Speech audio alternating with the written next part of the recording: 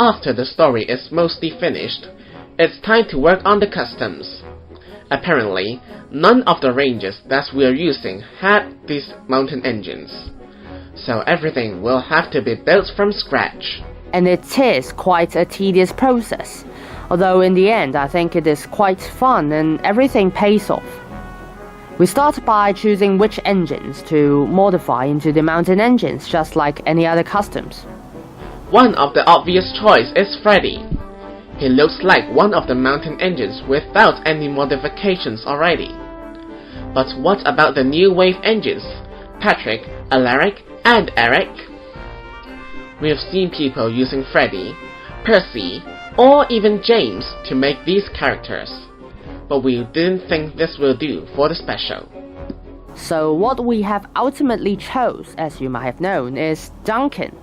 Obviously, he needs heavy modifications, but his boiler and cab and all those frames and ideas are quite there already. With the engine chosen, we now have to modify them with cardboard to make them more like the mountain engines and less like the original. This is something you'd like to do when making customs. You wouldn't want people to notice at first sight what engine it was, and I think it kind of takes away the point of making a custom, to create a new character. Then comes the next process, in which the corners and joints are smoothened to give a more finished look. One thing to add is that all these engines are uniquely different, not only personality-wise, but also their looks. We made sure the details will have variations, like the number of boiler caps, its positions, pipe handrails. Yeah, you get the idea. And after the body has finished, I took the engines out for spray painting. The only thing left now is to paint the black areas and add small details like linings and handrails, and soon they're ready for their face.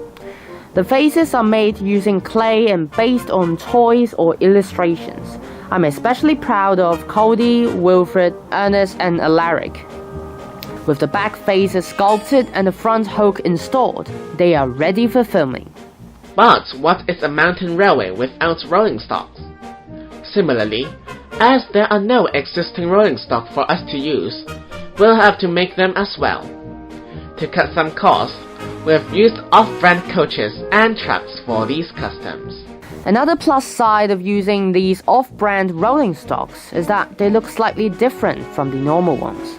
This echoes my point earlier of making the customs look apart. To make them, I've simply combined a slate truck and a coach for the truck, with some cardboard scratch-built structure in the middle. As for the open coaches, we just cut off the roof and there we are. As for the other coaches, it's not really just a simple repaint. We make sure that every coach is a little bit different, be it the front or the side windows. Lastly, adding the noses, eyes, and the painted mouth. They are ready to go. There's also one coach that we've made with a slanted front, based on one of the illustrations. And as for Gaudret's coach, it is scratch-built from wood. This has been one of the most ambitious projects I've made, and I really like how the engines and the coaches has turned out.